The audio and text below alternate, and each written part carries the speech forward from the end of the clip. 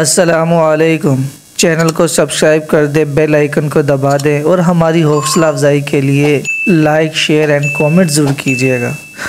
Ruknuddin Baibars किस्त number 12। अरसूफ को फ़तह करने के बाद सुल्तान काहिरा चला गया और सलेबी यही ख्याल करने लगे कि सुल्तान अब बार बार पलटकर फ़लस्तीन पर हमला आवर नहीं होगा, लेकिन वो दंग रह गए।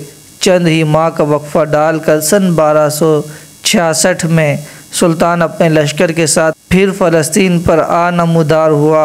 सुल्तान तूफ़ानी यलगार करता हुआ आगे बढ़ा और सलेबियों के इस किले का उसने मुहासरा कर लिया, जिसे सफ़द कहकर पुकारा जाता था।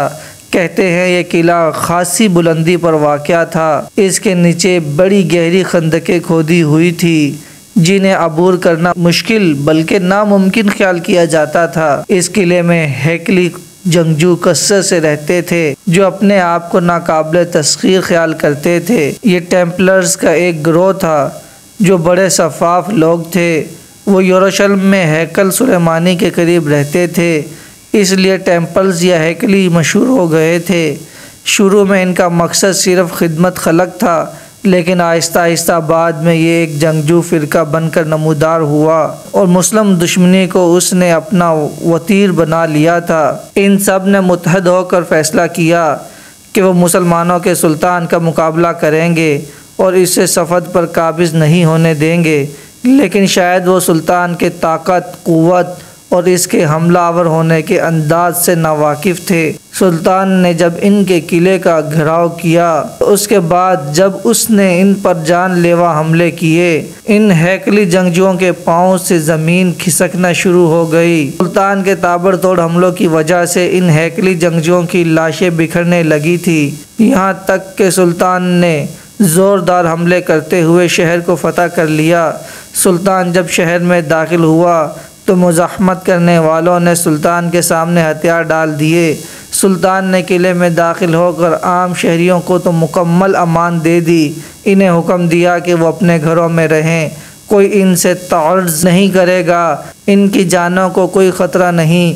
लेकिन सदफ़ शहर में जो 2000 के लगभग हैकली जंगजू बचे थे, जिन्होंने मुसलमानों की दुश्मनी को अपना पेशा बना रखा था, सुल्तान ने उन्हें माफ़ी ना दी और उन 2000 हैकली जंगजुओं को उसने मौत की घाट उतार देने का हुक्म दे दिया था। सुल्तान ने इनके साथ ऐसा सलूक इसलिए किया था कि ये लोग सदफ़ के नवाही इलाक़ों में जिस कदर पुरअमन और बेगुनाह मुसलमान आबाद थे, अक्सर बेशतर इन पर हमलावर होते, उनका कत्लेआम करते, उनका माल असबाब लूट लेते, घरों को जला देते, कुछ को गिरफ़्तार करके अपने साथ ले जाते और इन्हें तरह तरह की अज़तें पहुँचाते रहते थे। लिहाजा सुल्तान के नज़दीक इनका ये जुर्म नाकाबिले माफ़ी था, इसलिए उसने इन सब को मौत के घाट उतार देने का हुक्म दे दिया था। सदफ़ की फ़तह पर मुसलमानों ने सुल्तान बेबरस को अमादुद्दीन और सिकंदर जमा के ख़िताब दिए और मशहूर मौरख़ फ़लक के मुताबिक हत्ता कि आज भी सदफ़ की फ़सील पर एक कुतबा मौजूद है, जिस पर लिखा हुआ है सिकंदर जमा अमादुद्दीन। सदफ़ को फ़तह करने के बाद सुल्तान ने रफ़ा आमा का एक बेहतरीन काम सर अंजाम दिया। उसने वहाँ दरियाए उर्दन पर एक अज़ीमुल शान पुल तामीर करवाया, जिस पुल की तामीर के बाद वहाँ भी सुल्तान ने कुतबा नस्ब करवा दिया था। मौरख़ीन लिखते हैं क्योंकि आने वाले दौर में दरिया उर्दन ने अपना रुख तब्दील कर लिया था, ताहम सुल्तान बेबरस का बनाया हुआ पुल आज भी मौजूद है, लेकिन अब यह खुश्की पर आ गया है। सदफ़ शहर को फ़तह करने के बाद सुल्तान ने फ़लस्तीन के मशहूर मारूफ शहर याफ़ा का रुख किया। याफ़ा का मौजूदा नाम तल अदीब है। ये सिहोनी रियासत इसराइल का दारुल हुकूमत भी है। सुल्तान काहिरा से अपने लश्कर के साथ निकला और सीधा उसने याफ़ा का रुख किया। उन दिनों याफ़ा सलेबियों का एक बहुत बड़ा मरकज़ शुमार किया जाता था, लिहाजा उन्होंने जान तोड़ कर सुल्तान बेबरस का मुकाबला किया।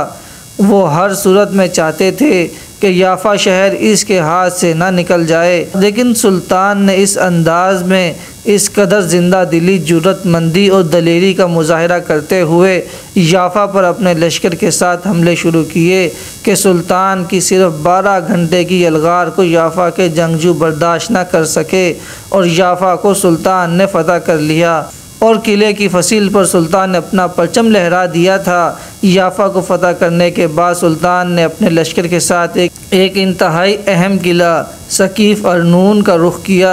ये शहर और किला दिमश्क और साहिल समंदर के दरमियान वाक़या है और मानियाल शहर से नज़दीक पड़ता है।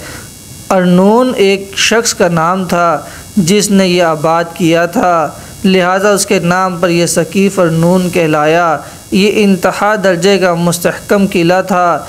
एक बुलंद कोहसानी सिलसिले के ऊपर वाक़या होने की वजह से इसके इस्तेहकामात में वाकई मज़ीद इजाफ़ा हुआ था। ये किला सूर और सीधा शहर के साहिली इलाक़ों को अबका और दिमश्क से मिलाने वाले जनूबी दर्रे के करीब वाक़या था। इस किले की अहमियत इस बिना पर भी थी कि ये जंगजू टेम्पलर्स का मरकज़ था और उन्होंने यहाँ इतनी अक्सरी ताकत और क़ुव्वत जमा कर रखी थी कि 2 वजह से इसे नाकाबिल तस्खीर किया जाता था। पहली वजह ये कि ये इंतहाई बुलंदी पर वाक़या था और दूसरी वजह टेम्पलर्स का मरकज़ी शहर था और यहाँ उन्होंने अपनी सारी क़ुव्वत जमा कर रखी थी। ये किला एक अमूदी चट्टान पर बनाया गया था। दरियाए लेतानी से इसकी बुलंदी 1500 फीट और सतह समंदर से ये 2199 फीट बुलंद था।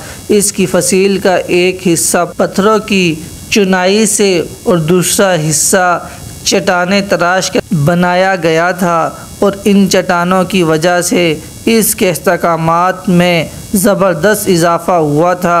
कहते हैं इस किले का मजमूई रकबा लगभग 499 मुरब्बा गज़ था। इसकी फसील की चौड़ाई 99 फीट, फसील की बुलंदी 97 फीट और कहीं फसील की बुलंदी 78 फीट के लगभग भी थी। इस किले की जनूब और मगरिब हिस्से की तरफ एक इंतहाई मजबूत और मुस्तहकम खंदक थी जो ठोस चट्टान काट कर बनाई गई थी।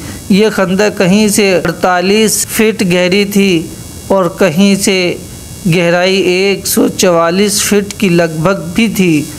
इस खंदक में चट्टानें काट काट कर छोटे छोटे हुजरे बनाए गए थे जिनके अंदर पानी के मीठे चश्मे जारी थे। इस किले की अमूदी दीवारें घाटियों के किनारे से ऊंची उठाई गई थी और इनके कोनों पर बुलंद और मुस्तहकम ब्रिज बना दिए गए थे। इन्हीं ब्रिजों के अंदर बैठकर यहाँ के मुहाफिज किलों की हिफाजत करते थे जिनकी वजह से किले को नाकाबिल तस्खीर ख्याल किया जाता था। इस किले की फसील से मुतल्लिक़ ये ख्याल किया जाता था कि इसे तोड़ा नहीं जा सकता, ना ही इसके किसी हिस्से को मसमार करके अंदर जाया जा सकता है, इसलिए कि फसील का ज़्यादा हिस्सा चट्टानों पर मुश्तमल था जिन्हें तराश कर फसील की शक्ल दी गई थी और कुछ हिस्सा इतने चौड़े चौड़े पत्थरों से बनाया गया था कि इनको तोड़ कर शहर में दाखिल होने का सवाल ही पैदा ना होता था। फसील के ऊपर जो पत्थरों के बड़े बड़े मुस्तहकम ब्रिज बने हुए थे, इनके अंदर यहाँ के जंगजू तीरों और पत्थरों के ढेर लगाए रखते थे और हमला आवर पर तीरों और पत्थरों की बारिश करके इन्हें पसपा होने पर मजबूर कर देते थे। इस किले के जंगजू मुहाफ़िज़ों का ख्याल था कि आम हालात में इस किले पर कब्ज़ा करना तो कुजा, इस पर हमले का तसव्वुर करना भी दीवाने का ख्वाब मालूम होता था। लेकिन कभी कभी ऐसे मुजाहिद, ऐसे नाकाबिल तस्खीर हुक्मरान भी उठ खड़े होते हैं जो सिर्फ नामुमकिन को मुमकिन बनाने के लिए पैदा होते हैं। यही हालत सुल्तान बैबरस की थी।